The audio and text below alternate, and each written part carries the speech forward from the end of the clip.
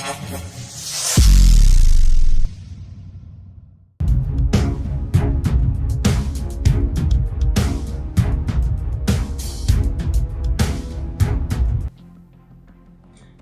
मैं हूं प्रिया तिवारी। आप देख रहे हैं एचएम न्यूज। महाराष्ट्र के मुख्यमंत्री एकनाथ शिंदे अपना पदभार संभाल लिया है।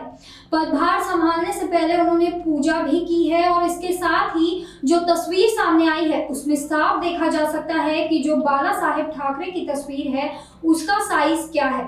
इसके साथ ही छत्रपति शिवाजी को पूजा करना और उसके बाद बाबा साहेब अम्बेडकर की पूजा करना और उसके बाद अपनी कुर्सी पर बैठना, ये सारी चीजें दिखाती है महाराष्ट्र के सियासत में बड़ा बदलाव होने जा रहा है। जी हाँ, एक रिक्शा वाला आज राज्य का मुख्यमंत्री बना है और इसको लेकर बहुत तरह की चर्चाएं हो रही थी। इस पे शिंदे गुट के प्रवक्ता ने क्या जवाब दिया है वो भी आपको दिखाएंगे और ये भी दिखाएंगे कि आज बाला साहेब होते तो क्या शिंदे के साथ होता। उद्धव ठाकरे और संजय राउत जो लगातार निशाना साध रहे हैं एकनाथ शिंदे पर, एकनाथ शिंदे के साथ बाला साहेब क्या बर्ताव करते, उन्होंने बगावत भी की है और कुर्सी भी उनके हाथ आ गई है।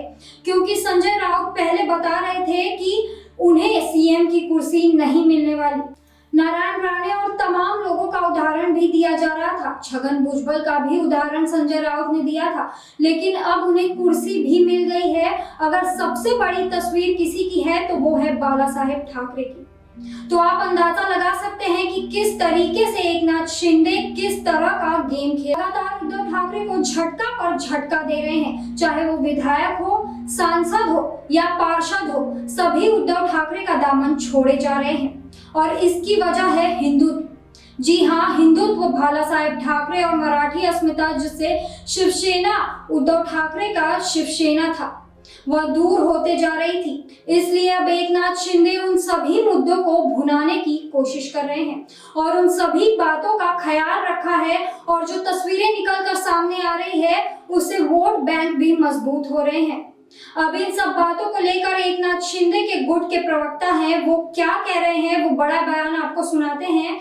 दीपक केसरकर क्या कुछ कह रहे हैं बाला साहेब को लेकर और ये बता रहे हैं कि किस प्रकार उन्होंने पूजा पाठ किया है और उसके बाद पदभार संभाला है।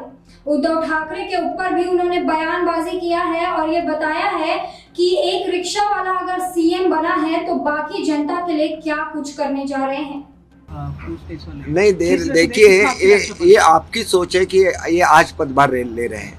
जिस दिन गवर्नर साहब ने उनको शपथ दी, गोपनीयता की शपथ दी, वो शपथ लेने के बाद वो सीधा यहाँ आ गए मंत्रालय में और उन्होंने अपना पहला कैबिनेट लिया।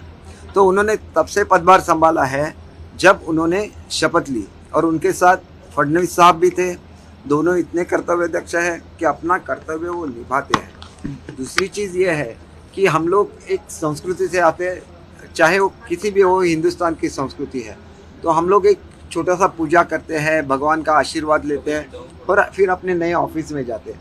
हमारे यहाँ कोई नया घर बनाता है तो वो उसका वास्तु शांति करता है। वो एक कल्चर है इंडिया का, तो ये कल्चर है। उस हिसाब से वो आज सीएम ऑफिस में जा रहे हैं, तो एक छोटा सा पूजा था जो किया था कि आगे चल के उनके हाथ से महाराष्ट्र का बहुत बड़ा हित हो जाए। और वो एक ऐसे नेता है कि जो हमेशा दूसरे के बारे में सोचते, समझिए उनको किसी ने रिक्शा वाला बोल के ये किया था, मतलब कम करने की कोशिश की थी। तो आज मुझसे वो बात कर रहे थे कि हमारे वो रिक्शा वाले हैं, वो जो एसटी स्टैंड रहता है, तो एसटी स्टैंड से जो आदमी आता है वो तो लंबे डिस्टेंस से आता है, फिर वो रिक्शा में बैठ के अपने घर पे जाता है। तो हर एक एसटी स्टैंड के बाहर रिक्शा खड़ी रहती है, लेकिन वो धूप में खड़ी रहती है, जबकि उनको ज़मीन दी है एसटी ने रिक्शा खड़ी करने के लिए, लेकिन उनके ऊपर शेल्टर नहीं दिया। तो आज वो उनके बारे में भी सोचना। एक उनको रिक्शा वाला मत बोलिए, वो एक आम आदमी की तस्वीर है जो आगे आके आपके समझ में आएगा कि महाराष्ट्र में क्या परिवर्तन हो जाएगा। और मेरे एक बहुत बड़े अधिकारी से बात हो गई जो महाराष्ट्र में थे और दिल्ली में गए, तो उन्होंने मुझे बोला कि आज मेरे लिए भी एक बहुत खुशी का दिन है कि आज महाराष्ट्र की गाड़ी जो है वो पटरी पे आ गई। अब महाराष्ट्र की ग्लोरी वापस उनको मिल जाएगी। मतलब ये है कि महाराष्ट्र एक महान राष्ट्र है और उसका जो सम्मान है वो बढ़ाना है और उसकी जो पास्ट ग्लोरी है उसको वापस लाना है। और ये हर एक की चीज़ में, चाहे वो एक आदमी हो, जो गरीब आदमी, गरीब किसान हो, या वो बड़ा से बड़ा अफसर हो, हर कोई यही सोचता है कि एडमिनिस्ट्रेशन की तरह चलना चाहिए और महाराष्ट्र को प्रोग्रेस करना चाहिए। ये पॉलिटिक्स की कुर्सी नहीं है, ये एडमिनिस्ट्रेशन की कुर्सी है और वो कुर्सी सही ढंग में चलनी चाहिए और यही हमारे लिए लोकशाही में हमारा कर्तव्य है। दीपक जी, एक सवाल है मेरा कि आपका जो शिंदे गुट है वो और भी ज्यादा मजबूत हो रहा है क्योंकि उद्धव ठाकरे के साथ जो विधायक है वो लोग भी आपसे जुड़ना चाहते हैं, इस तरह की जानकारी सामने आ रही है, उसको लेकर क्या कहेंगे आप? हमारा गुट बिल्कुल नहीं है, हम शिवसेना है और अगर शिवसेना प्रमुख चाहे तो कभी भी बोल सकते कि ये हमारे लोग हैं। अगर बाला साहब होते तो वो शिंदे साहब को बुला लेते और उनकी पीठ थपथपाते और बोलते कि मेरे शेर ने आज महाराष्ट्र की गद्दी जीत ली है। ये उनका बड़ा हृदय था, तो बड़ा हृदय होना भी एक महाराष्ट्र की खासियत है, तो बड़ा हृदय दिखाना चाहिए। सर, कुछ जो विधायक हैं वो भी आप लोगों के संपर्क में हैं क्या, जो बाकी अभी तक? देखिए, हम ऐसा कभी, शिंदे साहब ने भी कभी भी ऐसी कोशिश नहीं की है, लेकिन आपने देखा कि एक MP है राहुल शेवाले जी, उन्होंने एक खत लिखा उद्धव साहब को कि हमें बीजेपी के जो कैंडिडेट है, हमारे जो मुर्मू मैडम है जो खड़ी हुई है, तो उनको राष्ट्रपति के लिए वोट करना चाहिए। देखिए, ये भावना है एक आदिवासी महिला के लिए, जो हर किसी की भावना होनी चाहिए, ना कि उन्होंने बोलना चाहिए, हर MP ने वो वोट भी डालना चाहिए। और अगर बाला साहब होते तो बाला साहब बोलते कि चाहे कुछ भी हो, आज हम इनको ही वोट डालेंगे, इसको बाला साहब बोलते हैं, इसीलिए बाला साहब का फोटो हर जगह पे रहता है। सर, आज संजय राउत ने एक बार फिर बयान दिया, उन्होंने कहा कि अगर शिवसेना जो है अगर बीजेपी से जाना तो 2019 में क्यों नहीं किया, क्या वजह? वो उसका जवाब उनको देना पड़ेगा। आपने जो इलेक्शन लड़ा था वो सेना बीजेपी युति अलायंस करके आपने लड़ा था, फिर आप क्यों गए?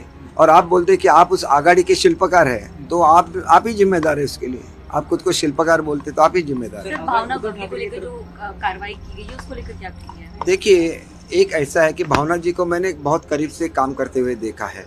ये पहली हमारी लेडी MLA थी, तो आज सब महिला वर्ग जो है उनका अपमान हो गया है। तो सुना आपने शिंदे गुट के प्रवक्ता दीपक केसरकर का बयान। उन्होंने कैसे उद्धव ठाकरे को लताड़ा और यह बताने की कोशिश की कि उद्धव ने हिंदुत्व का त्याग कर दिया है और अगर आज बाल ठाकरे होते तो शिंदे को आप पीठ थपथपाते। बहरहाल, इस खबर को लेकर आपका क्या कहना है, कमेंट में जरूर बताएं।